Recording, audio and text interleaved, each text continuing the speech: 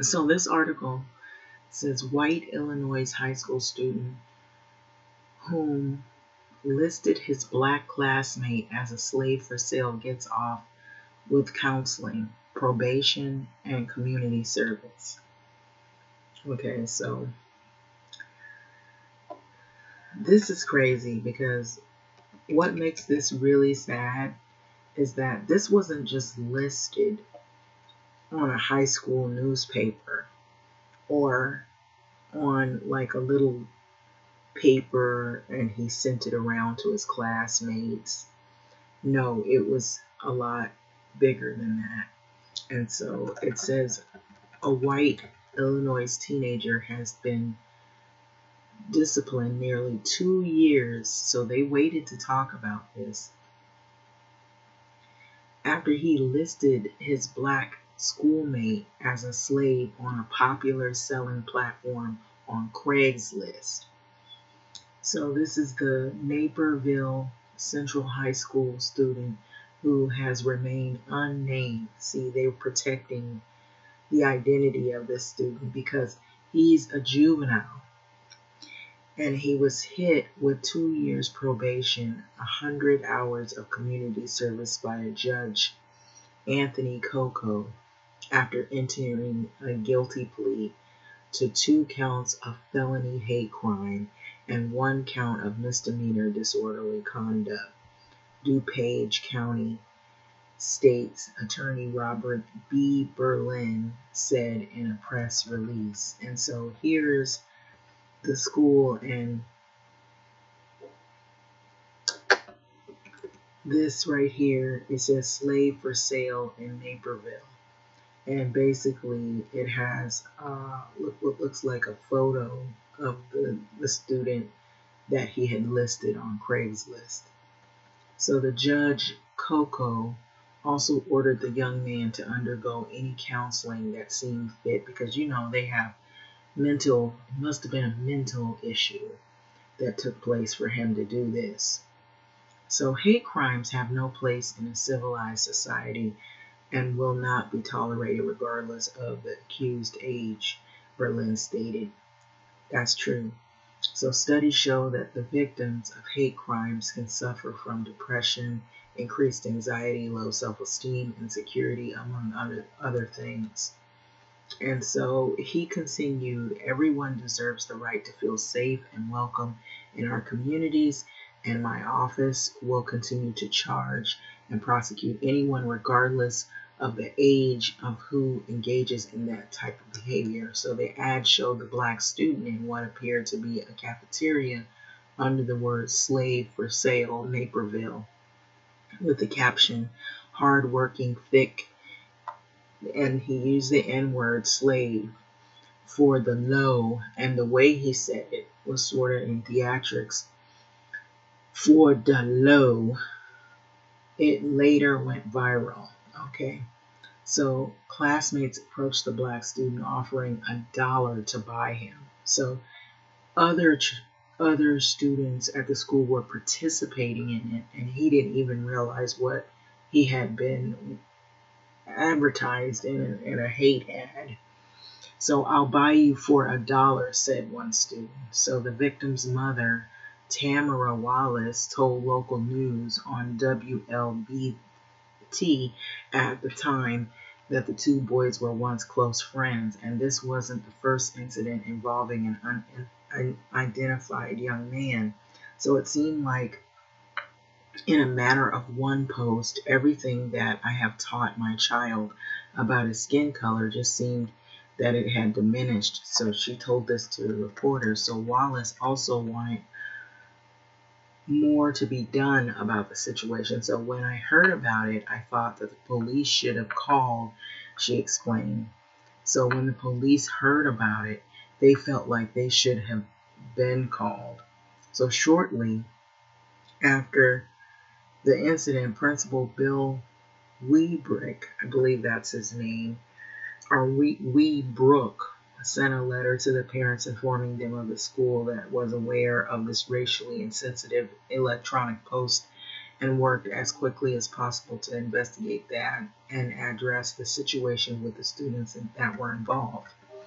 So he maintained that the sentiment being displayed and not reflective of NCHS, which is the Naperville High School, and that they hold students accountable for the behavior, which includes appropriate disciplinary consequences. And so notice how this kind of went under the radar, but see how horrible this is. This was not like, it wasn't, it would be bad if it was all around the school too, but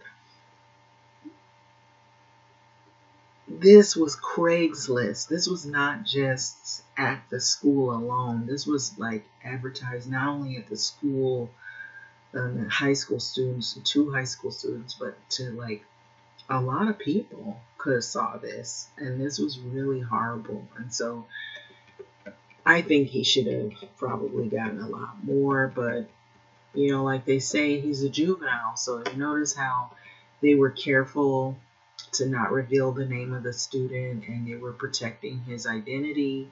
And I know from, past events, when it's an African American juvenile or black juvenile, they don't really protect their identity. And this child's identity wasn't protected. They're showing him here, and it's like, but they would rather protect the identity of the person who did this. And so that just goes to show you.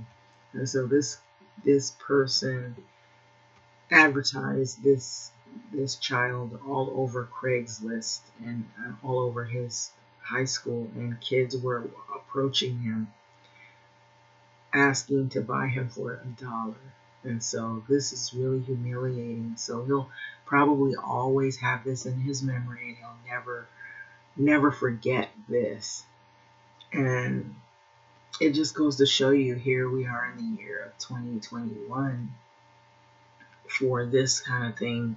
This article was actually put out on Saturday, and so out of the Atlantic Black Star. And so it's sad because you realize racism has not, come to a complete, it may never will, but you realize racism is running rampant. And so moving on from that incident, it's just sad. It's sad. And that's the reason why what's crazy is they don't want to teach about history. And they, as in, to be specific, you have some schools where they're wanting to teach about history, school administrators, and then there's others that are trying to get away from it. And then there's parents that are involved that don't want to teach about history. And that's the reasons why they've had the debates over critical race theory, is because they, as in parents, don't want their white kids to feel a sense of guilt when we have white kids doing things like this. So it's okay for them to not feel a certain way about a historical academic situation where you're teaching kids about something that happened in the past. They didn't necessarily participate in it, but some people that look like them did. That doesn't mean they actually did it, but as the time has gone by, years and years, decades, there's a participation in it, a silent participation. And maybe their parents or their parents or somebody their parents know have participated and benefited from a system that has taken place because of skin color or because of race. And so that necessarily doesn't make people feel guilty, but it makes them aware and conscious of society and what types of things are happening today and why they happen. And then they know how to approach a situation. Either they're going to be on the right side of history by correcting those wrongs. And it doesn't necessarily mean you have to come out of your pocket and compensate every single person that has been hurt or scarred from these incidences, but you can acknowledge that these are wrongdoings and not repeat hate crimes such as what's happened here. And so that's a lot of the reasons. It's to bring awareness, knowledge, so that kids in the future learn to live together and learn to not repeat some of the horrible things that have happened from the past. But people don't see it that way. They see it as shaming and blaming. And so, what have they done to this black teenager and many other black teenagers? They don't have a problem with shaming and putting down people for their skin color or committing hate crimes. They just try to sweep it under the rug and maybe penalize them. But this student, he's gonna go for the rest of his life with knowing that he's been posted in an ad that many people could see, probably all over the world. You know, people can look at Craigslist, they can look it up. And so he's never going to get that back, you know. How could you do this? So, in saying that, the next thing I was looking at is a column. Who is buying those expensive houses in South LA? So, this is on another subject, of course. This has to do with South LA. So the homes that I had talked about recently, there's this company called KB. They are making homes in the South LA area, and they are building like really quickly, but the homes are not like what you would think they would be. This is by Erica D. Smith. And so Michael Tubbs is a political politician. So former Stockton Mayor Michael Tubbs, he's seen here pictured August 2019. Recently, he moved from Hyde Park neighborhood to South LA with his wife and his children. So Michael Tubbs, he spent years making a name for himself as the first mayor of Stockton, pioneering a guaranteed income program and turning it into a model for other cities and one day hopefully an entire nation. But it was quite the run.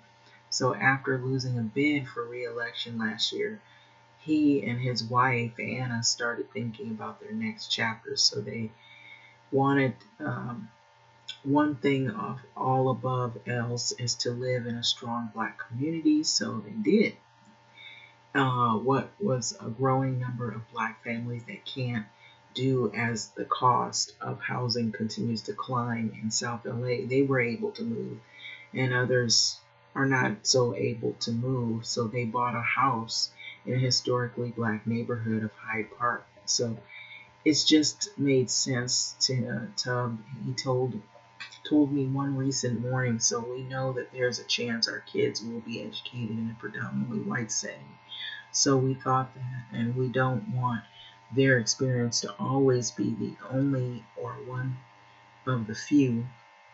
So we want them to see themselves reflected in others around themselves. But he admitted that with houses now going for $1 million, that's what the KB homes go for. They're homes that are on Florence and Prairie in the Inglewood area. They're also in the Gardena area. They're spread out in a lot of areas. So these homes go for a little more than $1 million. And if you see them, they look like townhome track homes. They all kind of look similar. And so a lot of times they put them in areas, or what this one particular area I was focused on, they put it next to or not that far away from the SoFi Stadium and the Great Western Forum. So it's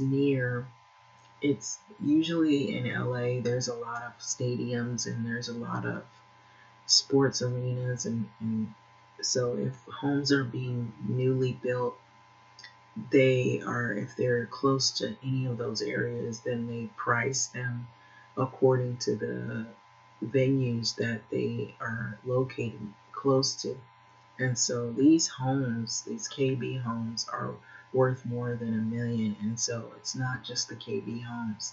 There are other homes that are worth now more than $1 million or at $1 million. So we would think that a 500,000 or 600,000 was a lot of money.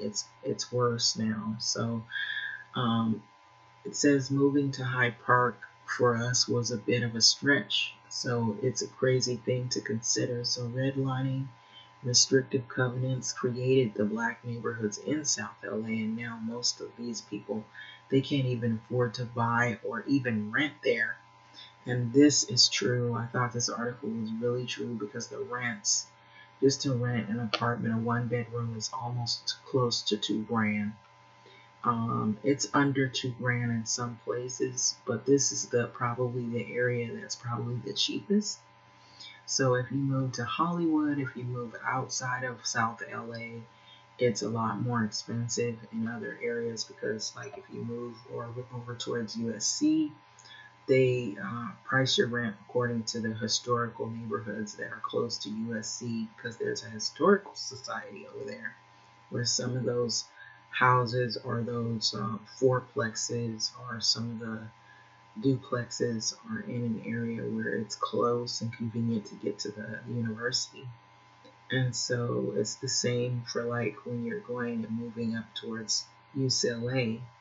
Anywhere you're close to universities, you're close to stadiums, you're close to theaters, you're close to downtown LA, which has LA Live, which has a theater, and it has a Staples Center, this basketball stadium. You're going to be paying that amount of money and then some for living close to those areas because of convenience. If you're living near Dodger Stadium, all of these places, and so it just seems like there's nowhere you can go that they haven't priced things so high unless it's outside of LA County or outside further out where nothing is located. But that's even starting to get expensive now, is what I'm hearing.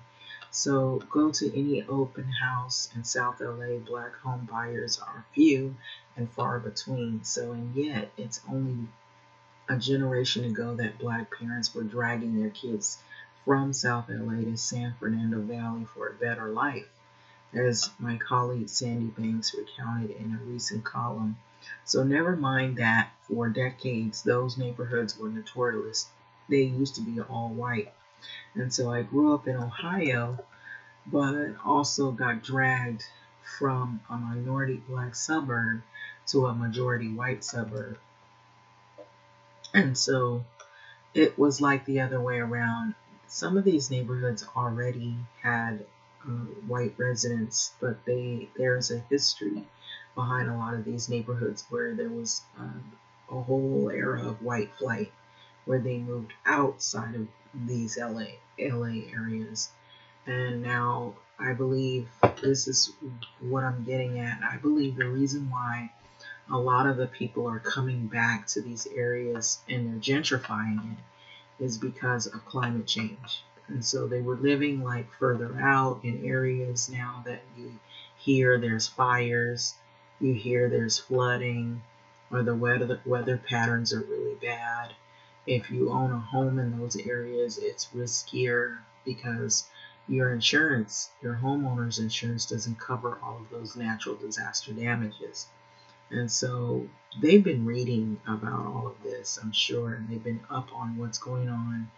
And so they've decided to relocate and move more further inland because there's probably going to be less of a problem with weather.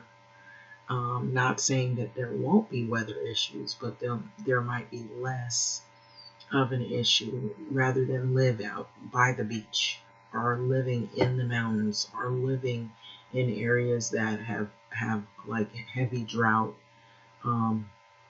periods where, well, even Carson is complaining right now. They say there's some kind of smell in their area, and they don't know where it's coming from, but it's making people sick. And so some people were living further out next to like gas plants or refinery areas, and like places like that. It may seem like well and good in the beginning, it was, but when they have leaks or there's a smell, and all the residents, they smell it, and it affects their homes where they're living because they have to go to sleep and wake up with those smells. People complaining about cancer and all these things like that.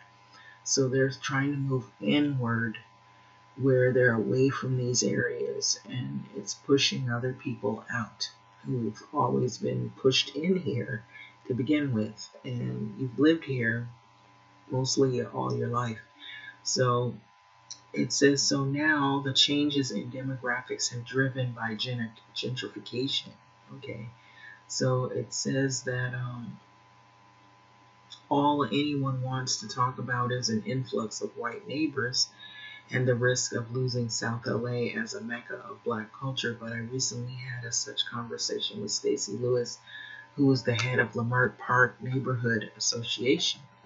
So I asked if he knew any black families that had bought homes in South of the 10 lately, and he said flatly, in confusion, he shook his head, no, just white people, he said flatly. So I asked if on cue, a white woman in a yoga pants strolled by their table outside of the Haran Run Coffee. And so it turns out that there are some black families who can afford, more importantly, are willing to fork over the eye-popping down payments and accept the exorbitant mortgages that have become the norm in home buying in South LA. So exactly how many families is unclear, but they exist. So many have made their money in tech and entertainment industries. And those are the people who are able to buy homes in these areas. So there are people like, there are Issa Rae, Tiffany Haddish, and of course, but also showrunners like writers, executives, to name a few that you would recognize. So in the last 5 years, Pam Lumpkin, an agent with Compass Real Estate, said that she sold a number of homes in South LA to black professionals, both single adults and young couples looking to raise families, of course. But Lumpkin said that many seek her out specifically because while they could live in, say, Hollywood or Studio City, they want to live in a black neighborhood.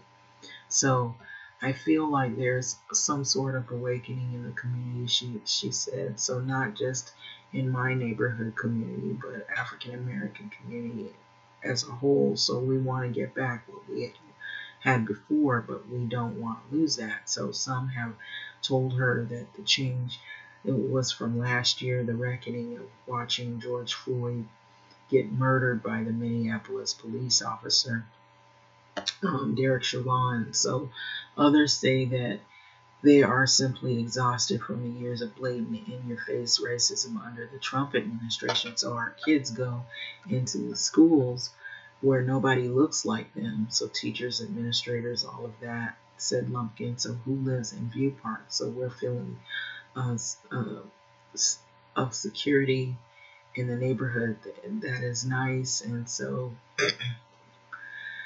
you want a sense of that. So like you just feel secure when you see other people who at least it's a reflection of you and they look like you. So this is a good thing for those interested in preserving the blackness of South LA, because the future of the neighborhoods will come down to two things. First, whether a majority of longtime black residents will choose to keep their homes, and rather than sell them to the house flippers and developers, of course.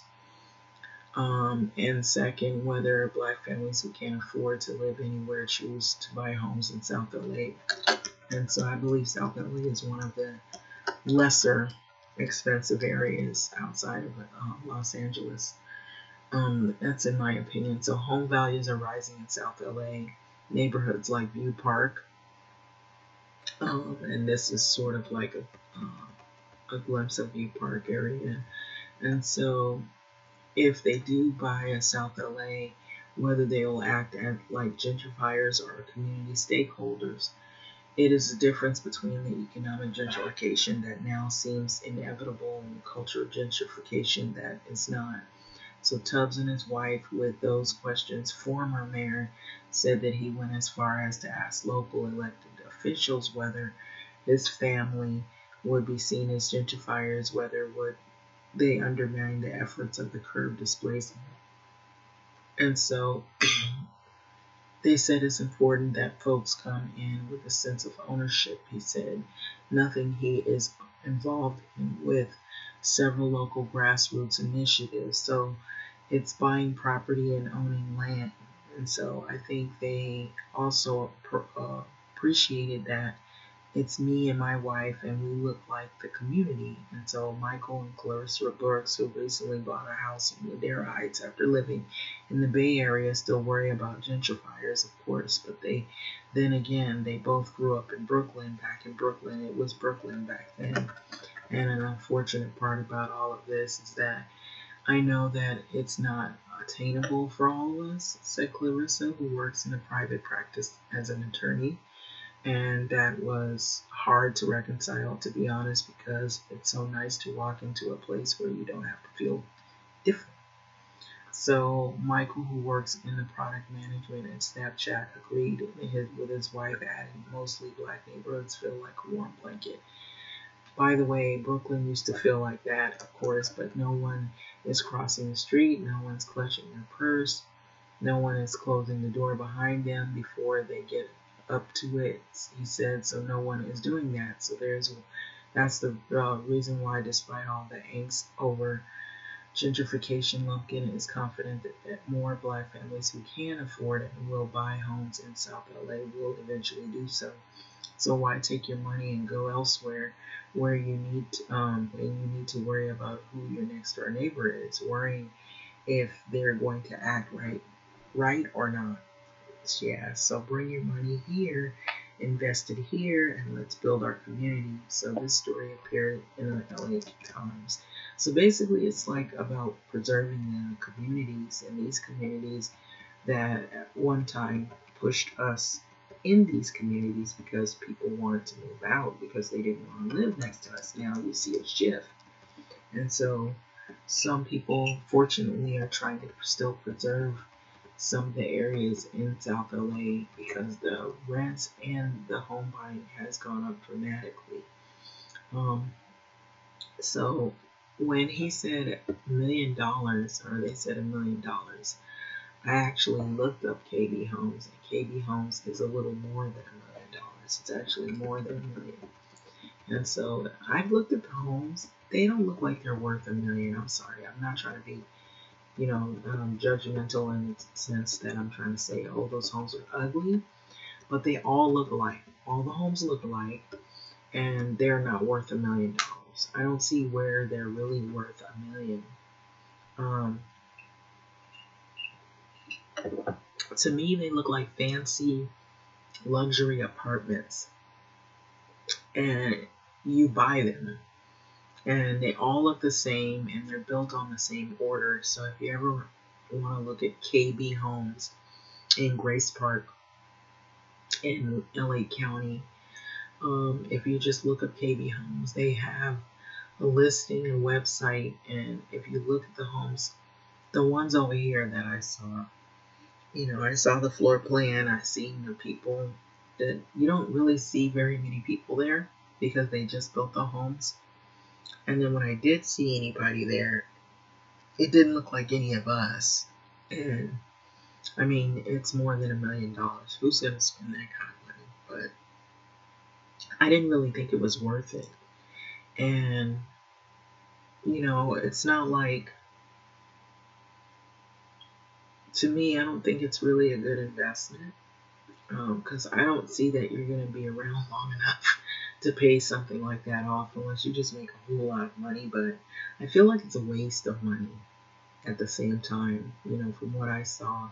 So anyway, with that being said, yeah, the homes are ridiculously expensive. And what's crazy is the neighborhoods are like, I guess because I've been here a while, in South LA myself. I don't see why you'd pay $1 million to stay here. I don't understand. I'm not trying to say the neighborhood is bad, but the neighborhood is not. It's not worth $1 million. I'm just saying that. I don't think anybody should really be paying the rent that they're paying now. $2 grand, almost close to $2 grand for a studio. One bedroom is like at close to $2 grand, and then 2 and 3 bedrooms, they're like $2 grand or more, maybe 3,000. It just doesn't make sense. I think the reason why they're pricing things, they're trying to get the market rate, because they're trying to use all of the things that you live close to as a tool to jack up the rents and the homes as well. And they're all connected. And so you can see how this is all connected, and it makes it almost unattainable. And everybody doesn't work in tech. Everybody's not a lawyer. Everybody doesn't work as executives and CEOs.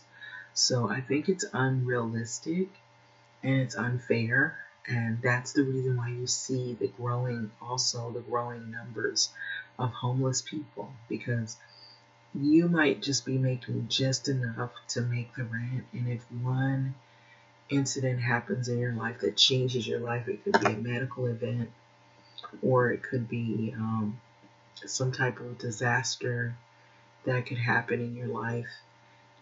Or maybe you lose your job, you're between jobs, and it could set you back, and then you can end up getting further behind, and you could possibly get evicted. And it's not like you intended it to happen, but things happen in people's lives that sometimes you don't have a lot of control over.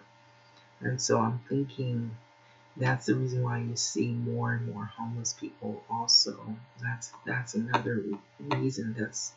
But one of the many reasons why you see more people choosing to, give up, because they feel like it's just unattainable and it's unrealistic. And oftentimes I see it as true. It is unrealistic to assume that everybody is making $42 an hour, or they're living on a high salary or six figures. And so anyway, but yeah, the homes over here have reached the $1 million mark, which I think is really ridiculous. And we're starting to get like some of the third world countries where you see they were underdeveloped, and now they're trying to catch up with us. And some of them have, I believe, where they've just walled them. The wealthy has walled themselves out of and weeded out the poor, and the poor kind of live in the shadows of the wealthy. And America is becoming the same way. Unfortunately, it's like the people who are what Bernie Sanders, he would say, there's the 1%, which is the masses of like people who don't really make that CEO level money. And they don't make the high incomes, or the middle class is starting to fade out. And you have this, we're not the 1%. We're like outside of the 1%. There's a 1% that makes this income, and we are the 99%. And so there's this small fraction of people who make these high incomes. That's not everyone. And so that's the sad part about it. They have made it so that just living a normal life or living a regular life has been unattainable for some people. It's been a struggle. And so you feel like you have to keep switching jobs. You have to want more than one job. And that's hard because you need rest. You need to be able to sleep. You need your own sanity. Your health can end up suffering from not having proper rest, to be able to maintain having 2 and 3 jobs. It's just not It's not the way to live for a regular person. You should be able to only have one job and not have to lose a lot of sleep. But that's what people have been doing just to maintain this high sense of living. And so, while we have climate change is becoming an issue, it seems as though that instead of raising rents and raising the homes, they should lower things, make it attainable for people so that you will have less people that are homeless. And then you can see that you'll have less to invest in trying to deal with a homeless situation. You won't have as many people out there on the streets. You would think that they would do that, but it's so cold and so callous and calculated the way people are thinking and how they're treating people. It's to ignore and not really have any regard to human suffering is what it is, and it's sad. But having said that, I'm gonna let this video go. But yeah, that's what this is. It's just cold-hearted, cold-blooded rudeness and heartlessness.